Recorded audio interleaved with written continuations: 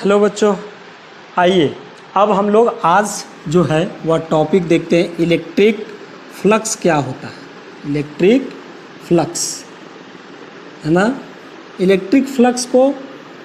Electric को ई से indicate करते हैं जो बेस में रहेगा, और यहाँ पर ऐसे करके ई फाई ऐसे करके क्या होगा, फाई ऐसे करके हम लोग है। सो इसका पहले डेफिनेशन, फिजिकल डेफिनेशन जो इसके पहले वाला टॉपिक में मैंने बताया वह लिख देते हैं। मैंने क्या बोला कि the number of field lines या इलेक्ट्रिक फील्ड लाइंस जो है नंबर, उसका जो नंबर है पासिंग, जो पास कर रहा हो है ना, पासिंग करता हो, पासिंग परपेंडिकुलरली वह है सो परपेंडिकुलरली है, सो जो है सो फ्रॉम ए सरफेस,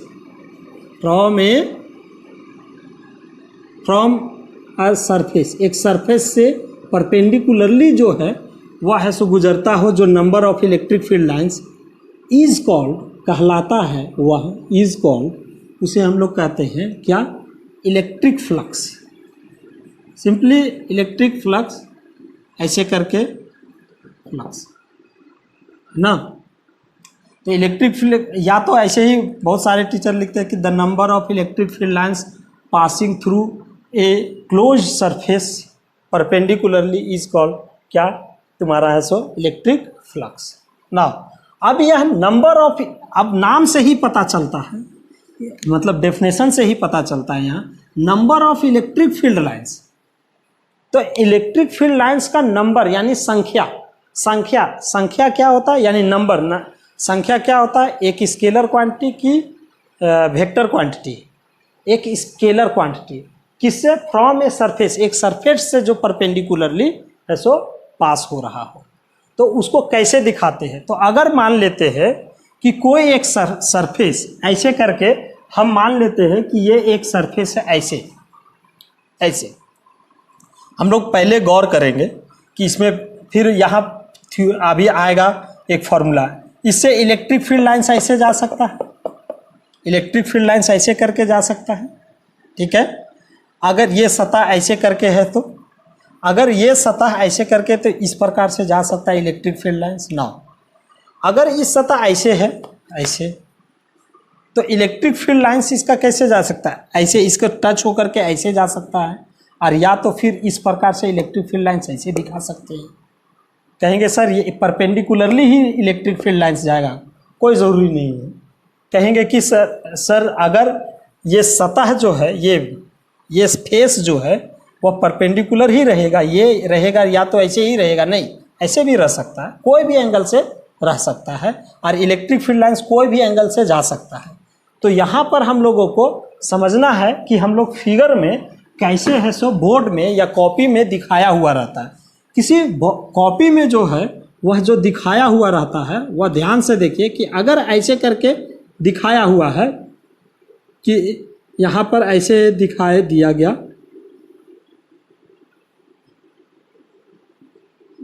ऐसे, तो इसका मतलब है कि ये जो है ये ऐसे अभी जो दिखाए थे ऐसे खड़ा, ऐसे परपेंडिकुलर, इसका अर्थ ये हुआ। अब यह है सो एक सतह हुआ,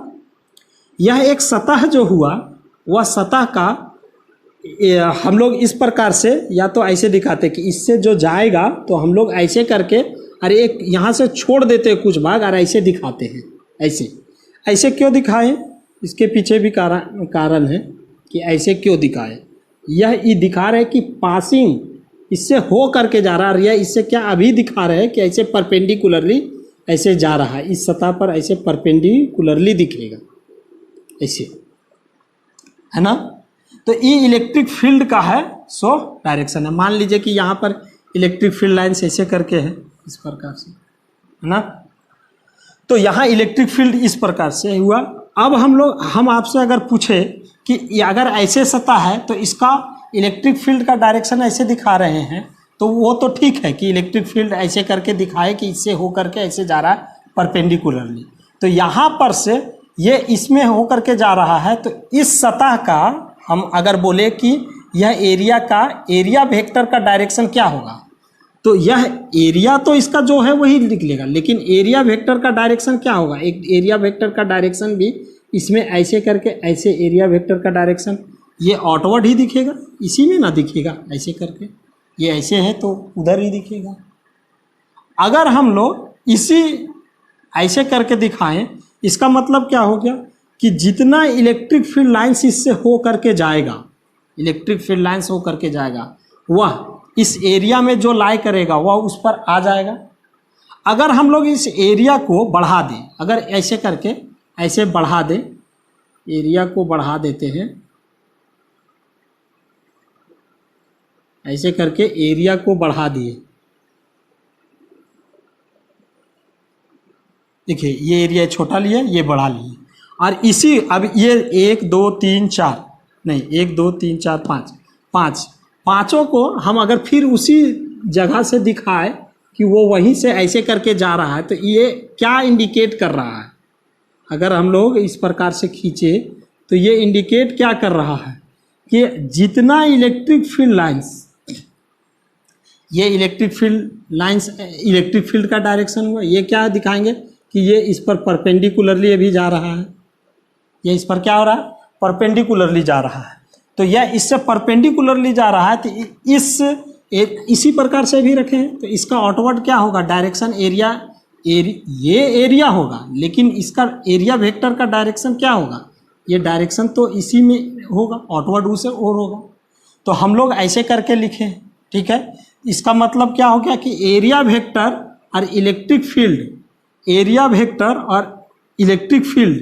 एरिया वेक्टर के डायरेक्शन और इलेक्ट्रिक फील्ड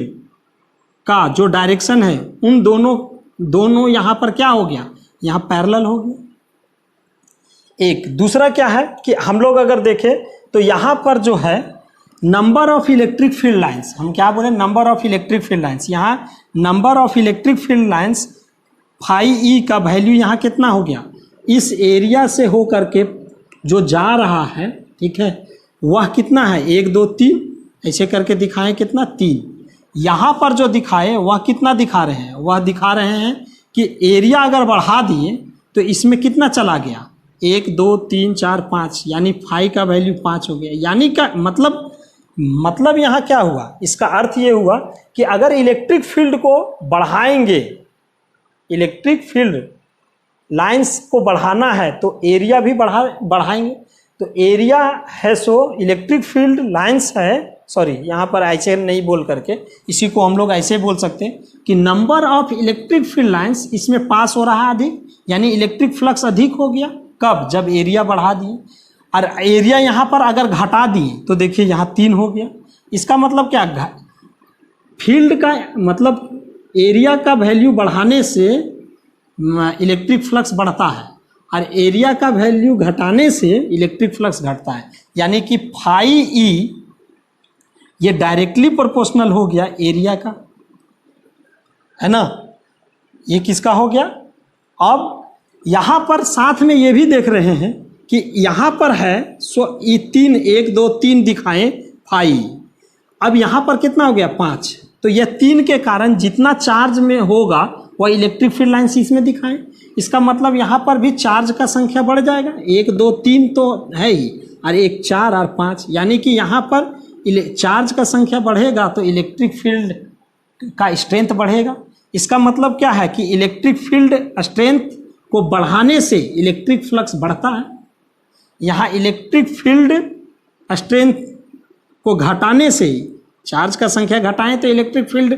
का स्ट्रेंथ घटा। इसका मतलब क्या हुआ कि वह इलेक्ट्रिक फील्ड का स्ट्रेंथ बढ़ाने से इलेक्ट्रिक फ्लक्स बढ़ता है, इलेक्ट्रिक फील्ड स्ट्रेंथ घटाने से ये क्या होता है, इलेक्ट्रिक फ्लक्स घटता है। इसका मतलब यह भी क्या हो गया, डायरेक्टली प्रोपोर्शनल है, घटाने से घटता है फ्लक्स, बढ़ाने से बढ़ता है किसका, इलेक्ट्रिक फील्ड का, तो ये इसका मतलब यह इसका डायरेक्टली प्रोपोर्शनल हो जाएगा। इन दोनों को अगर हम लोग फाई ई और प्रोपोर्शनल के साइन को वहाँ हटा ई कर दे तो फाई ई क्या हो जाएगा, ई ए, ऐसे करके। इस प्रोपोर्शनैलिटी के साइन को हटाते हैं तो एक कांस्टेंट देते हैं ई और ए, और अभी हम यहाँ पर कोई एक कांस्टेंट देते हैं, उस कांस्टेंट को कॉस थीटा कांस्टेंट नहीं लेकर के अगर हम लोग यहाँ के देते ऐसे रखते। अब यहाँ पर जो है इस वैल्यू को है सो दिया गया फाई ई के जगह दिया गया ई के जगह लिखे E cos theta into A. तो यह अगर गौर से देखें तो phi E equals to E A cos theta ऐसे लिखेंगे। आप वेक्टर चैप्टर में 11th में पढ़े हैं वेक्टर में कि A vector A dot vector B is equals to A B cos theta. अब यहाँ से अपने से गौर से देखिए, यह ए है सो ई है, यह भी इलेक्ट्रिक फील्ड है सो एक वेक्टर है, यह ए है सो यहाँ पर क्या लेते हैं एरिया वेक्टर लेते हैं। तो यहाँ पर क्या हो गया phi E is equals to क्या हो जाएगा ई ए का डॉट हो जाएगा, यानी हाँ फाई ई बराबर क्या होता है dot product of electric field vector E and area vector A, इसका डॉट प्रोडक्ट। और कोई दो वेक्टर उसका डॉट होता है तो वह एक स्केलर क्वांटिटी होता है। और यहाँ पर भी क्या दिखा रहे हैं, यहाँ शुरू में ही बोले थे कि number of electric field lines का मतलब क्या इलेक्ट्रिक फ्लक्स है सो संख्या को दर्शाता है, इसीलिए यह क्या हो जाएगा इलेक्ट्रिक फ्लक्स जो है वह स्केलर क्वांटिटी हो जाएगा। और यहाँ पर यह दिख भी रहा है कि इलेक्ट्रिक फ्लक्स जो है वह इलेक्ट्रिक फ्लक्स स्केलर क्वांटिटी है ना। अब हम लोग बहुत बच्चे ये सोच रहे होंगे कि यहाँ ई ए यहाँ के ई को ई कॉस थीटा क्यों ले लिए, ई कॉस थीटा क्यों ले लिए। तो यहाँ पर अगर गौर देखें अभी मैंने क्या बोला कि यहाँ पर ये इस प्रकार से परपेंडिकुलरली भी जा सकता है, या तो मैंने बोला कि ये इस प्रकार से रहेगा तो ये इससे, इसका मतलब यह है सो इस प्रकार से इस सतह है, सतह का यह पैरेलल भी जा सकता है इलेक्ट्रिक फील्ड लाइंस, ठीक है। तो जब पैरेलल होगा तो उसको कैसे फिगर दिखाते हैं, तो देखिए इसको फिगर ऐसे करके दिखाते हैं, सीधा ऐसे फिगर दिखाए, यही है वो सतह इस प्रकार से दिखाए और यहाँ से ऐसे करके दिखाएं। ये देखिए यहाँ ये सीधा लाइन है सो खींच दे रहे हैं इस प्रकार से, इसका मतलब क्या है यह इससे हो करके नहीं जा रहा है, यह इस सतह पर, जैसे ये बोर्ड है, बोर्ड के पर ये हाथ चला रहे हैं तो बोर्ड के अंदर से जा रहा है कि बोर्ड के ऊपर से, तो बोर्ड के ऊपर से ना। तो सेम यही कंडीशन यहाँ पर भी है कि ये जो सतह है उस सतह से यह ऐसे पैरेलल है। तो हमने अभी यहाँ पर क्या बोला, यहाँ पर यह बोला कि इलेक्ट्रिक फ्लक्स यहाँ पर कितना होगा, तो यहाँ पर इलेक्ट्रिक फ्लक्स है सो चूँकि यहाँ से तो जा ही नहीं रहा है, कौन नहीं जा रहा है, कौन नहीं जा रहा है, यह है सो इलेक्ट्रिक फील्ड लाइंस तो जा ही नहीं रहा है इससे। तो हम लोग यहाँ पर कैसे दिखाएंगे, यहाँ है सो फ्लक्स क्या हो जाएगा ज़ीरो होगा, आई का वैल्यू क्या होगा ज़ीरो होगा। अब यह सवाल उठता है कैसे, सवाल उठता है कैसे, ये तो देखिए ये इलेक्ट्रिक, ये इस प्रकार से दिखाए कि ये इलेक्ट्रिक फील्ड लाइन्स ऐसे हैं, लेकिन इस एरिया का यह एरिया जो था उसका डायरेक्शन क्या होगा, एरिया वेक्टर का डायरेक्शन क्या होगा, मैंने अभी क्या बोला कि आउटवर्ड होता है, वो वहाँ पर ऐसे था इसीलिए उधर दिखाएं यह ए का डायरेक्शन को, ये आउटवर्ड है ना। लेकिन अब है सो सतह ऐसे है तो इसका आउटवर्ड क्या हो जाएगा ये, इसका मतलब यहाँ पर ऐसे करके ये ऊपर बाहर आएगा ऐसे बोर्ड से बाहर, तो इसको हम लोग यहाँ ऐसे करके दिखा देंगे कि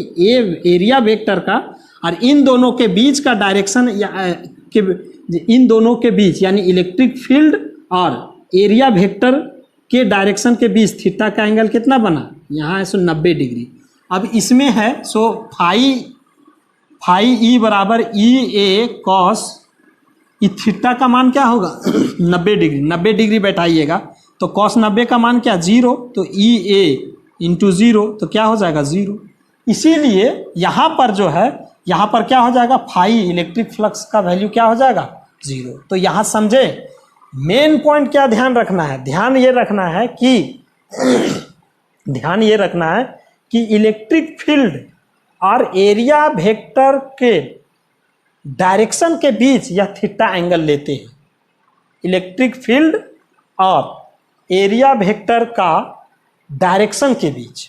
एरिया से नहीं, ये नहीं कि एरिया ऐसे है तो ऐसे दर्शा दिए, नहीं, एरिया, और वो क्या बताएं इससे पहले वीडियो में कि वह ऑलवेज आउटवर्ड होता है, तो यहाँ आउटवर्ड खींच दिए, तो यहाँ पर आउटवर्ड खींच दिए तो 90 डिग्री ये ऊपर ऐसे दिखा दिए, तो इन दोनों के बीच एंगल कितना 90 डिग्री। तो वैसे कहिएगा सर इनवर्ड में दिखाइए, तो इनवर्ड में इसमें क्या हो जाएगा, ये अंदर की अगर इसको होल करके खींचेंगे तो वो नीचे ऐसे रहेगा, तो नीचे भी रहेगा तो वह कैसे दिखेगा, यह ऐसे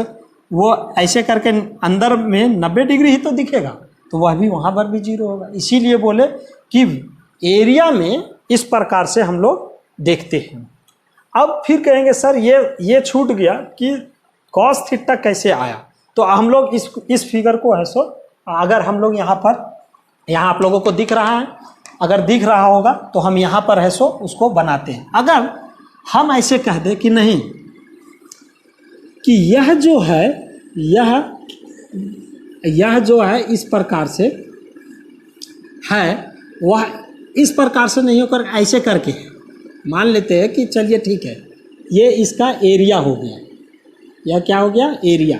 तो एरिया का ऐसे करके है ऐसे, तो इसका आउटवर्ड डायरेक्शन क्या होगा, एरिया का एरिया वेक्टर का डायरेक्शन ए ऐसे होगा, ये तो दिख रहा होगा कि यहाँ से ये आउटवर्ड ऐसे दिखाएंगे, और इलेक्ट्रिक फील्ड चाहे इधर खींचे चाहे इधर खींचे, मतलब इस पर फिर परपेंडिकुलर खींचेंगे तो फिर वही दिख जाएगा। तो हम ऐसे करके दिखाए कि यह है सो इलेक्ट्रिक फील्ड ये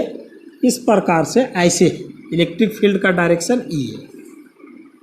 ठीक है। तो हम लोग यहाँ फाई ई को वैल्यू देखिए, फाई ई ध्यान से देखिएगा, यहाँ फाई यह इलेक्ट्रिक फील्ड का ये तो डायरेक्शन है, लेकिन हम लोग इलेक्ट्रिक फील्ड का डायरेक्शन ही है, तो इलेक्ट्रिक फील्ड लाइंस कौन वाला लेंगे, तो देखिए इन दोनों के बीच का एंगल बनेगा या थीटा, क्या बनेगा थीटा, तो यह तो ई हो गया, सॉरी यह तो हम लोग है सो फाई ई जो है वह दिखाना है, तो हम लोग यहाँ पर सबसे पहले क्या होगा, फाई ई को क्या होगा, ई है सो डायरेक्टली प्रोपोर्शनल होता है और ए डायरेक्टली प्रोपोर्शनल होता है, तो अब यहाँ पर ऐसे करके तो यही ना दिखाए थे, तो हम लोग यहाँ पर ए तो लिखेंगे, ए लिखेंगे, लेकिन ई का कौन सा लेंगे, तो हम यहाँ पर कौन सा लिए थे, गौर से देखिए,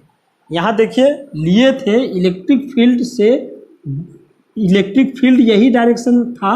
और हम लोग एरिया वेक्टर ये डायरेक्शन था आउटवर्ड की ओर, और इन दोनों में 1 2 3 तीनों आ रहा था, 3 लिख दिए थे, उसी प्रकार से यहाँ 5 आया तो 5 लिख दिए। इसका मतलब हम लोग उस इलेक्ट्रिक फील्ड के उस कंपोनेंट को लेंगे, वह कंपोनेंट जो है सो एरिया वेक्टर के डायरेक्शन के साथ हो। तो यहाँ देख लीजिए, अगर गौर से देखें तो हम लोग जानते हैं कि अगर ई वेक्टर, यहाँ वेक्टर ए है और यहाँ थीटा है, तो यहाँ ए कॉस थीटा बनता है और यहाँ ए साइन थीटा बनता है, ऐसे जानते हैं एक वेक्टर को 2 कंपोनेंट में तोड़ने के लिए। अब यह एक वेक्टर ई है, या क्या है वेक्टर ई है, तो ई इसके यह है, सो यहाँ पर देखिए ये बीच में हो जाएगा, ये देखिए ये बीच में, तो यहाँ चूँकि एरिया वेक्टर का डायरेक्शन ये है, तो यहाँ पर हम लोग ऐसे करके दिखाएंगे, तो ई ये कहला जाएगा ई साइन थीटा, और ये कहला जाएगा क्या, ई कॉस थीटा, ई कॉस थीटा। तो अब आप देख लीजिए कि हम लोग काउंटिंग किसको करते हैं, इलेक्ट्रिक फील्ड लाइंस को, जो एरिया वेक्टर के डायरेक्शन में है, तो एरिया वेक्टर के डायरेक्शन में कौन आया, ई कॉस थीटा की ई साइन थीटा, यह है सो ई कॉस थीटा ना, इसीलिए यहाँ लेते हैं ई कॉस थीटा ऐसे करके। तो यहाँ पर क्या हो जाएगा, और phi E is equals to हो जाएगा ई ए कॉस थीटा, यही चीज़, इसलिए ऐसा करके लिया गया था। तो यहाँ पर ये समझना है कि हम लोग का एंगल ये हो सकता है, कहेंगे कि सर अगर कोई ऐसे करके है और यह है सो सर्कल है, मान लेते हैं ये सर्कल है, ये है सो इस प्रकार से सर्कल है, सर्कल में ये एरिया हो गया, यह एरिया का आउटवर्ड ऊपर में ऐसे करके दिखा दिए कि ये आउटवर्ड है ऐसे। अब कोई इसमें इलेक्ट्रिक फील्ड मान लेते हैं कि इस प्रकार से इलेक्ट्रिक फील्ड इस लाइन से इलेक्ट्रिक फील्ड है सो इस प्रकार से गया है, यह एरिया का डायरेक्शन ए था, तो यह कैसे दिखेगा, यह है सो इसमें है सो यह थीटा ऐसे बनाएं, इलेक्ट्रिक फील्ड और एरिया वेक्टर के डायरेक्शन के बीच एंगल तो यही ना बना। अब इसमें दो कंपोनेंट क्या टूटेगा, इसके साथ ई तो हो जाएगा बीच का भाग, तो यह क्या हो जाएगा ई कॉस थीटा, और यहाँ पर ऐसे करके दिखा देंगे क्या ई साइन थीटा, ई साइन थीटा। तो यहाँ पर अगर गौर देखेंगे तो ये इलेक्ट्रिक फील्ड लाइंस का काउंटिंग नहीं होगा, क्यों, चूंकि आउटवर्ड का डायरेक्शन तो एरिया का ये है, एरिया का डायरेक्शन आउटवर्ड का डायरेक्शन ये है, और बाहर की ओर जो इस पर नॉर्मल है परपेंडिकुलर, इस सतह पर ऐसे का परपेंडिकुलर ये है। अगर हम इसमें लेना चाहें कि इसका डायरेक्शन है सो इसमें अगर लेते हैं तो ये क्या हो जाएगा, यह सतह के लिए यह आउटवर्ड ऐसे दिखाएं तो ये आउटवर्ड हो गया, ये नॉर्मल डायरेक्शन हो जाएगा किसका, एरिया का, और यह क्या हो जाएगा, यह है सो वह पैरेलल डायरेक्शन हो जाएगा।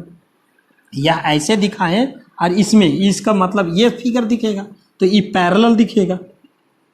पैरेलल, तो यह क्या हो जाएगा, ये एरिया वेक्टर है। अब इसको हम यहाँ इलेक्ट्रिक फील्ड ऐसे करके दिखाएं कि यह ई है, तो यहाँ पर यह है सो थीटा बनाया,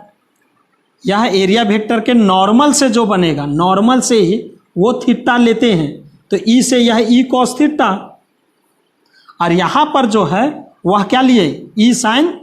थीटा। अब यहाँ पर हम इन दोनों के बीच, चूंकि इसको ये तो दिखा दिए कि यहाँ ऐसे करके लेते हैं, ऐसे करके देख रहे हैं कि ऐसे करके आ जाएगा, आएगा ना, यहाँ पर ये इसको लेते हैं तो ई cos theta, E A cos theta, और यह क्या है एरिया वेक्टर का जो डायरेक्शन है। यहाँ पर अगर हम लोग लेते हैं तो ये दोनों पैरेलल है, तो पैरेलल में थीटा का वैल्यू, एरिया वेक्टर चूँकि पैरेलल दिखाए हैं तो थीटा का वैल्यू क्या हो जाएगा 0, तो ई साइन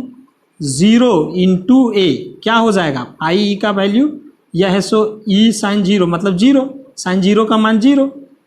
तो ई फाई ई का वैल्यू क्या हो जाएगा 0। तो हम लोग इसीलिए बतला रहे थे कि यहाँ पर हम लोग क्या लेते हैं, एरिया वेक्टर का डायरेक्शन लेते हैं, और एरिया वेक्टर का डायरेक्शन कैसे लेते हैं, ऑलवेज आउटवर्ड लेते हैं, आउटवर्ड लेते हैं तो नॉर्मल, तो ये दोनों आपस में पैरेलल दिखेगा, कौन, एरिया वेक्टर का डायरेक्शन और ई कॉस थीटा, तो ये दोनों थीटा के बीच में यहाँ 0 डिग्री होगा, तो 0 डिग्री होगा तो यहाँ पर क्या ई ए कॉस 0 का मान कितना होगा, ई ए कॉस 0 का मान 1, तो हो जाएगा ई ए, तो फाई ई का वैल्यू इस जगह कितना हो जाता है, फाई ई का वैल्यू हो जाता है ई ए। इसीलिए यहाँ पर हमने क्या दिखाया कि ए डॉट बी बराबर एक scalar quantity A B cos theta होता है, तो थीटा का वैल्यू यहाँ पर कितना होगा, यहाँ थीटा का वैल्यू 0 होगा,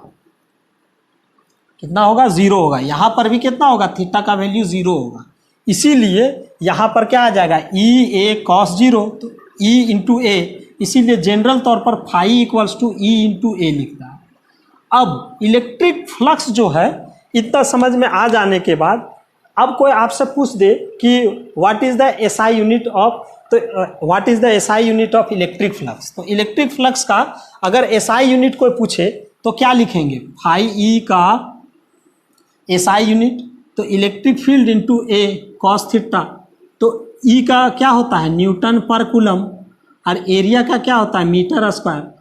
कॉस थीटा एंगल का कोई डायरेक्ट यूनिट नहीं, तो इसको हम लोग ऐसे लिखते हैं न्यूटन पर कूलम मीटर स्क्वायर। इसी को सजा के अगर लिखना चाहे Newton metre square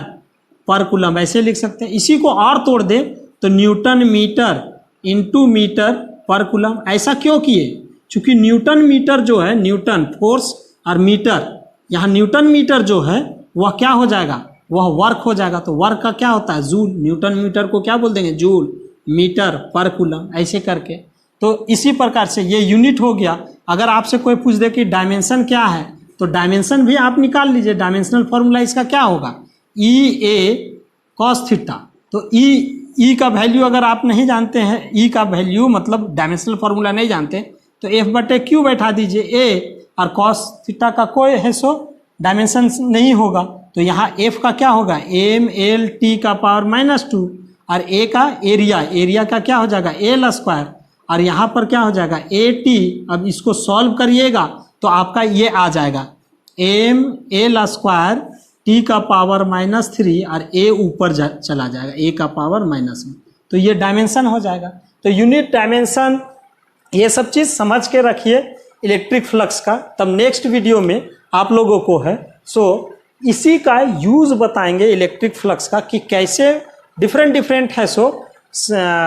close surface में, क्लोज सरफेस मतलब 3D में कैसे हम लोग है कैलकुलेट करते हैं number of electric field line, और उसी को हम लोग गॉस थ्योरम के रूप में जानते हैं। फिर अगर दूसरा लेते हैं तो गॉस थ्योरम किसके लिए तो अप्लाई है, तो एक मतलब कैसे हम लोग मानते हैं स्टेट एंड प्रूफ आता है गॉस थ्योरम, उसका एप्लीकेशन आता वह देखेंगे इसके बाद वाले वीडियो में। Thank you.